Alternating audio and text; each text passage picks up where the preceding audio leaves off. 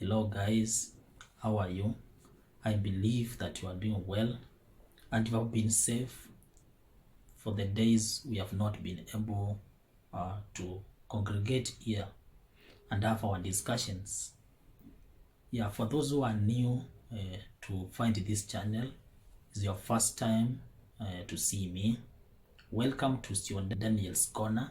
Please subscribe to our YouTube channel. We have uploaded many videos in the past. Yeah, find time and have a look on them and you'll be able to learn something.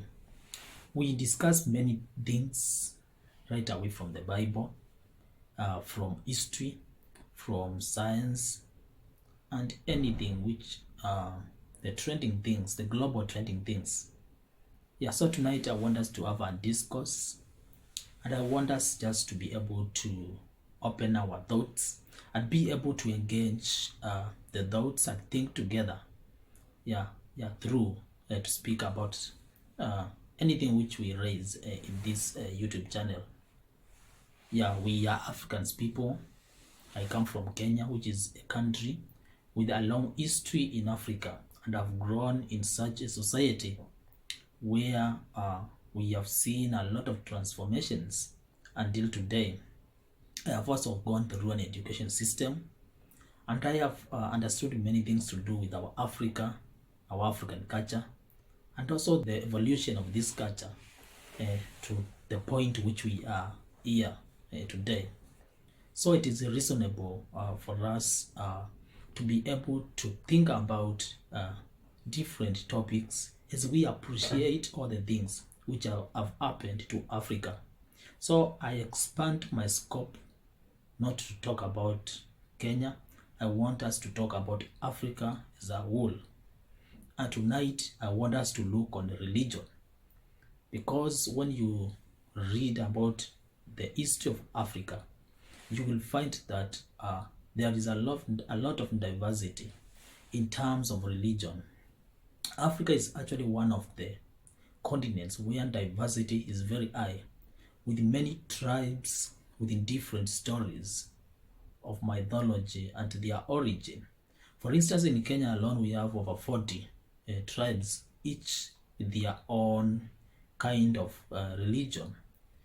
When you check in other countries, it is even more. So tonight I want us to check what happened and how can we what can we say about religion in Africa. Then I will go back to the history.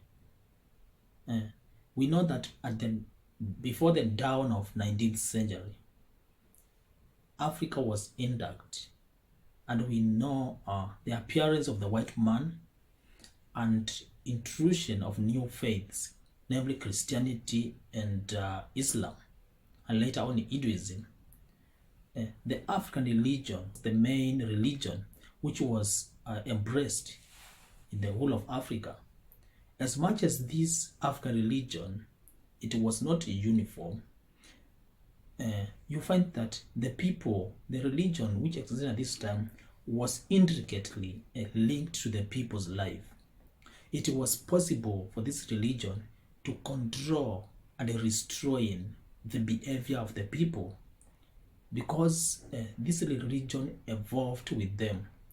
They grew with it until it was part of their lives.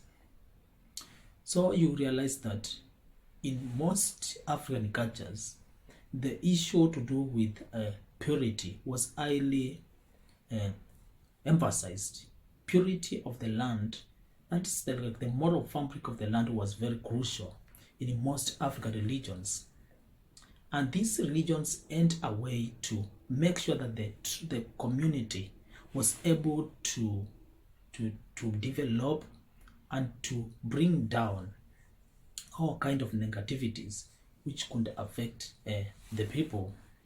Another issue which was emphasized across many African religions was respect for the elderly and parents. Children were taught from when they are born on how to relate across different ages, and this was very well connected between the people and their religion, and there were respected custodians who were able to teach the communities to uphold all these morals within the people or within Africa. But on the beginning of 19th century and 18th, towards the end, when explorers discover Africa and opening the way for the colonialists to come over the Africa, and then later on missionaries, people from Arabia who mostly spread Islam, and people from Europe who were spreading Christianity, it led to the erosion of African culture, because immediately the European powers came to Africa, the African religion was declared evil and sin, and the shrines started to be cut down. Shrines were the centers of worship.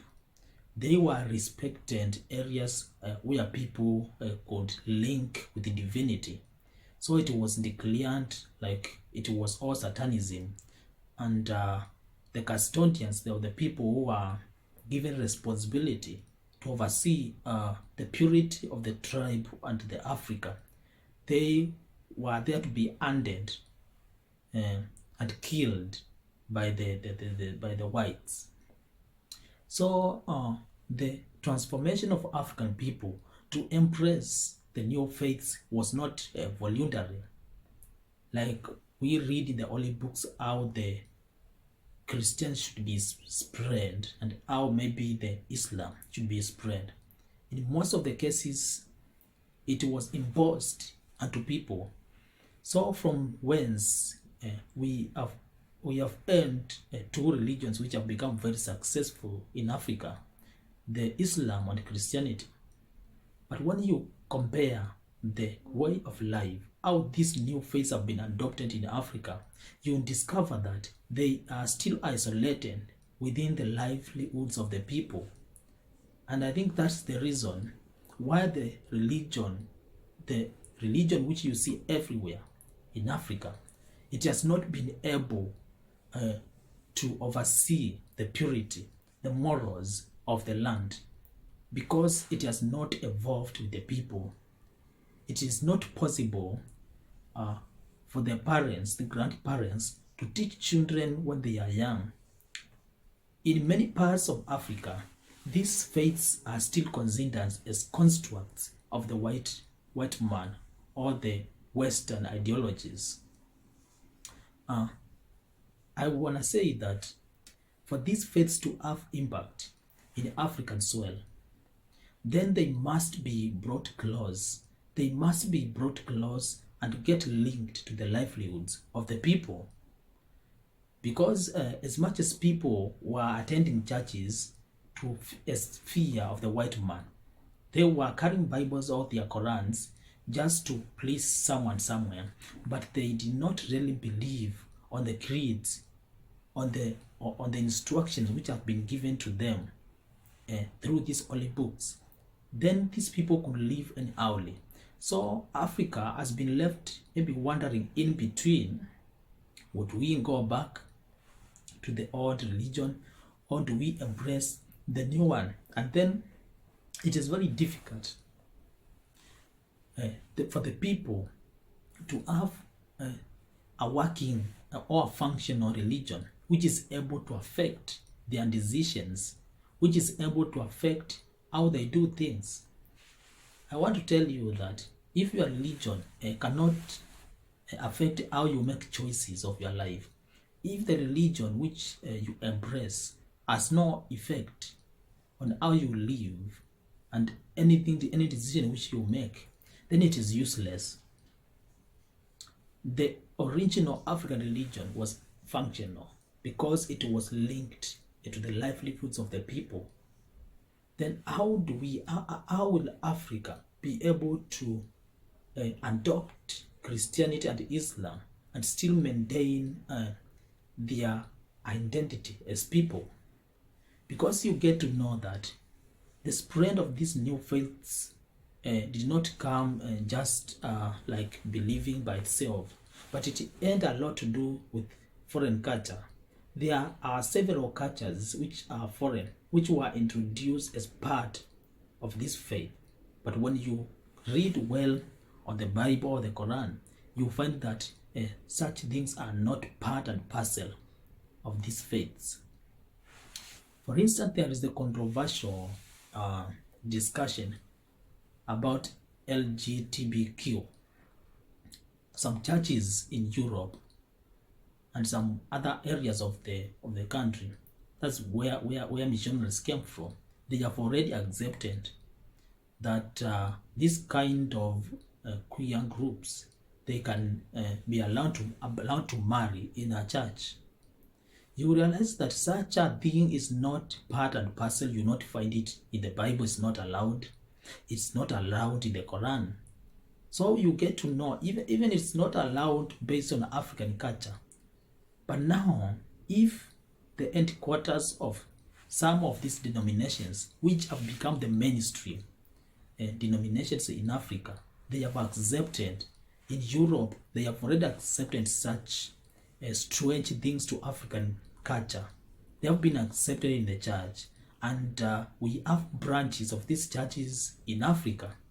Then it means that religion will be used to introduce a profane against the African people and against our cultures and our societies.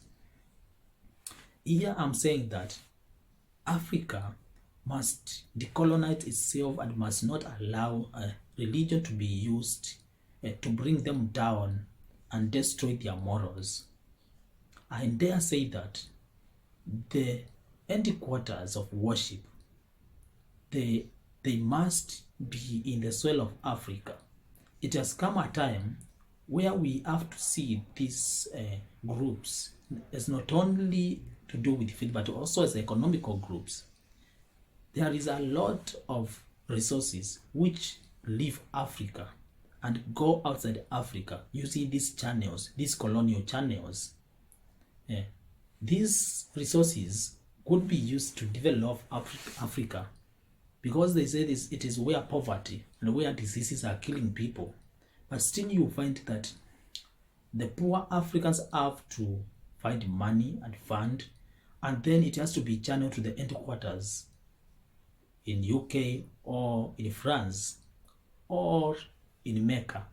Such things are political, and it has come a time where Africa has now to stand by its own and do its own things, because now the African societies are literate and they are able to read, they are able to write and to understand the divine instructions.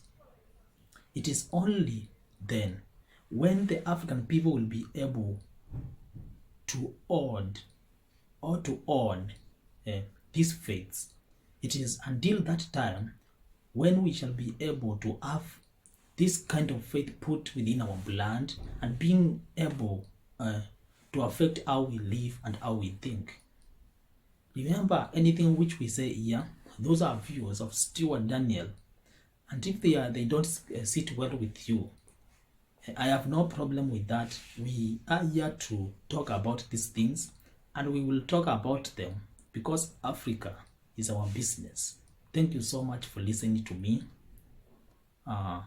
We will come here again to speak about also politics in Africa.